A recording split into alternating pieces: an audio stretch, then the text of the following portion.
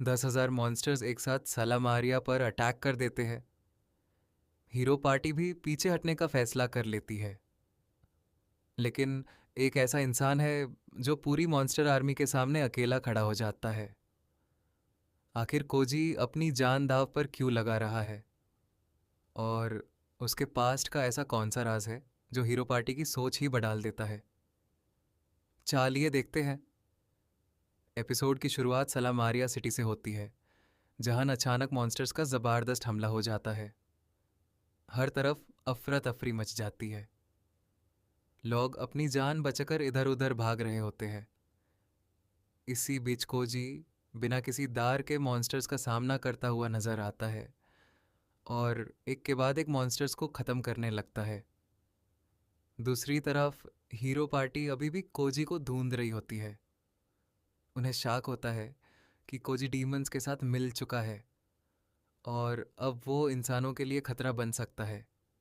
Hero party की एक मगे कहती है कि उसे नहीं लगता कोजी ऐसा इंसान है जो बिना वजह किसी को नुकसान पहुंचाए।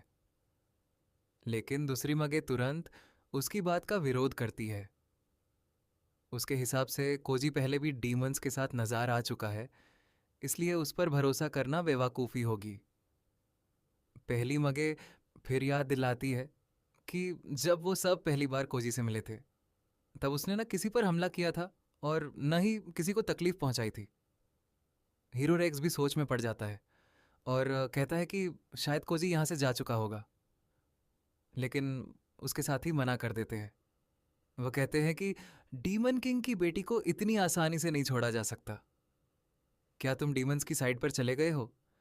रेक्स मना करता है और कहता है कि वो अब भी डीमंस के खिलाफ है, लेकिन कोजी से कुछ ऐसे सवाल है जिनका जवाब सिर्फ वही दे सकता है।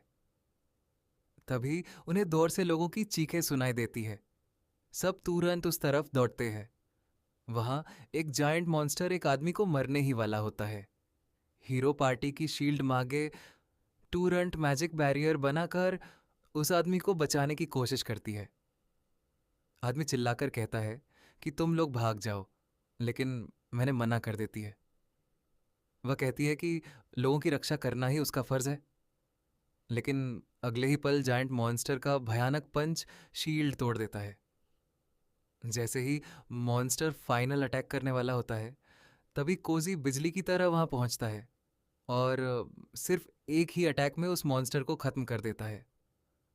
कुरुल यूएस आदमी को वाहन से भागने के लिए कहती है और फिर कोजी का शुक्रिया अदा करती है। तभी हीरो पार्टी के बाकी मेंबर्स भी वहां पहुंच जाते हैं। वो हैरान होकर पूछते हैं कि इतने पावरफुल लेवल 213 मॉन्स्टर को उसने कैसे हरा दिया। हीरो रेक्स उसकी स्किल के बारे में पूछता है। कोजी बिल्कुल शांत होकर कहता है कि उसने सिर्फ एक बेसिक स्किल चार्ज ब्लो का इस्तेमाल किया था। हीरो पार्टी को यकीन ही नहीं होता। इसी बीच एलिस दौड़ कर आती है और डर के मारे कोजी के पीछे छिप जाती है। हीरो रेक्स कहता है कि उसके पास कोजी से बहुत सारे सवाल हैं, लेकिन उस वक्त पूरी सलामारिया तबाही के किनारे होती है। कोजी कहता है कि बातें बाद में होंगी, सबसे पहले मॉन्स्टर्स को रोकना ज़रूरी है।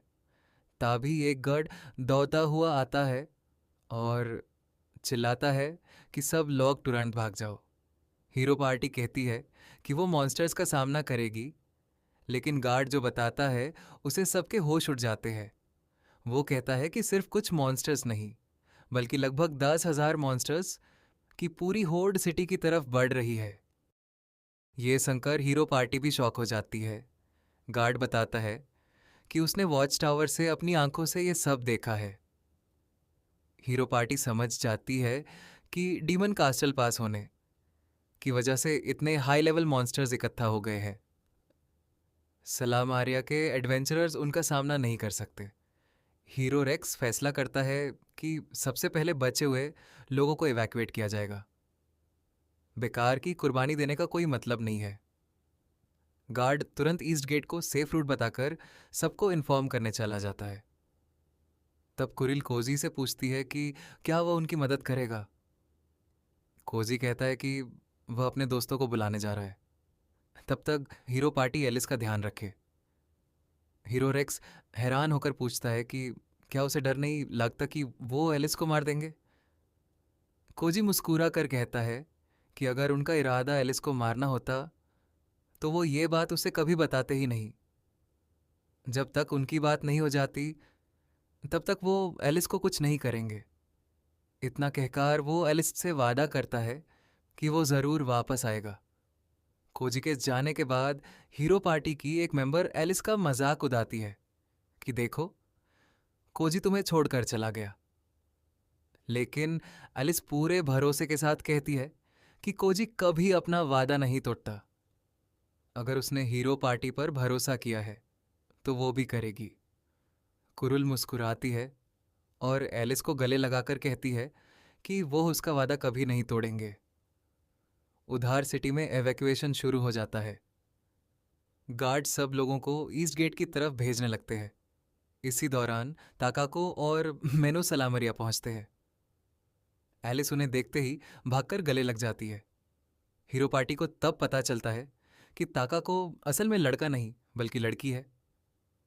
ये जानकर सब एकदम सरप्राइज हो जाते हैं। कुरुल उन्हें बताती है कि कोजी ने ही एलिस को उनके हवाले किया था। तकाको बताती है कि उनकी कोजी से मुलाकात ही नहीं हुई।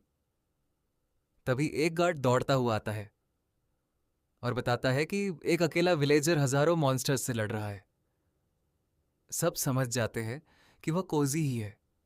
ताकाको, मैनो और हीरो पार्टी तुरंत उसकी मदद के लिए निकल पड़ते हैं। उधर बैटलफील्ड में कोजी अकेला ही मॉन्स्टर आर्मी का सामना कर रहा होता है। हीरो पार्टी डोर से उसे देखकर हैरान रह जाती है। हीरो रेक्स पूछता है कि कोजी ये सब अकेला क्यों कर रहा है। तकाको जवाब देती है कि कोजी नहीं चाहता कि इस जुंग में कोई भी मरे, चाहे वो इंसान हो या डीमन। अगर सलामारिया बर्बाद हो गई तो इंसान डीमन से और ज्यादा नफरत करेंगे और फिर दोनों जातियों का साथ रहना हमेशा के लिए नामुमकिन हो जाएगा। क्रूल ये सुनकर इमोशनल हो जाती है। हीरो रेक्स कहता है कि चाहे कोजी की लेवल 999 ही क्यों ना हो, वो अकेले इतनी बड़ी आर्मी को नहीं रोक सकता। तकाको कहती है कि कोजी कभी ये नहीं सोचता कि लोग उसके बारे में क्या कहेंगे। वो सिर्फ इतना सोचता है कि जितनी जिंदगियां बचा सकता है उतनी बचानी चाहिए। उसके लिए हर इंसान और हर डिमोन की जान कीमती है। फिर तकाको हीरो पार्टी को कोजी का दर्दनाक पास बताती है। बचपन में कोजी ने पहली बार एक मॉन्स्टर को मारा था और उसे पैसे मिले थे। उसने सोचा था कि अगर मॉन्स्टर्स को मारने से लोगों की जिंदगी बेहतर होती है तो वह यह काम करता रहेगा। लेकिन एक दिन उसके सामने ही एक मॉन्स्टर ने उसके पिता को मार दिया। उस दिन के बाद कोजी ने मॉन्स्टर से नफरत करनी शुरू कर दी। सिर्फ 9 साल की उम्र में उसने लेवल 53 हासिल कर लिया और उस मॉन्स्टर से बदला भी ले लिया। लेकिन जब वो घर वापस आया तो उसका पूरा गांव बर्बाद हो चुका था। और सबसे बड़ा झटका ये था कि उसकी माँ को किसी मॉन्स्टर ने नहीं बल्कि एक इंसान ने मारा था। तकाको कहती है कि अगर मॉन्स्टर किसी अपने को मार दे तो इंसान मॉन्स्टर से नफरत करता है, लेकिन जब एक इंसान ही किसी अपने की जान ले ले तो क्या पूरी इंसानियत से नफरत करना सही होगा? यही सवाल कोजी की सोच को दूसरों से अलग बनाता है। हीरो रेक्स चुप हो जाता है। यूज भी याद आता है कि उसके माँ बाप भी मॉन्स्टर्स की वजह से मारे थे। कुरुल कहती है कि वो कोजी से खुद उसकी असली सोच सुनना चाहती है और इसीलिए वह उससे मरने नहीं देगी। हीरो पार्टी आखिरकार फैसला करती है कि अब वह कोजी के साथ मिलकर लड़ेगी। मैनो और ताकाको भी बैटलफील्ड की तरफ दौड़ पड़ते हैं।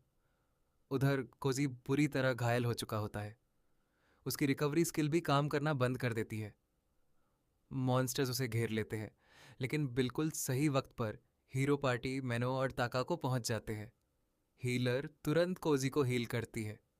कोजी मुस्कुराकर कहता है, मुझे पता था तुम लोग जरूर आओगे। अब सब मिलकर मॉन्स्टर्स का सामना करते हैं और एक एक करके उन्हें खत्म करना शुरू कर देते हैं। इसी ज़बरदस्त बैटल के साथ एपिसोड 4 यहीं ख़त्म होता है।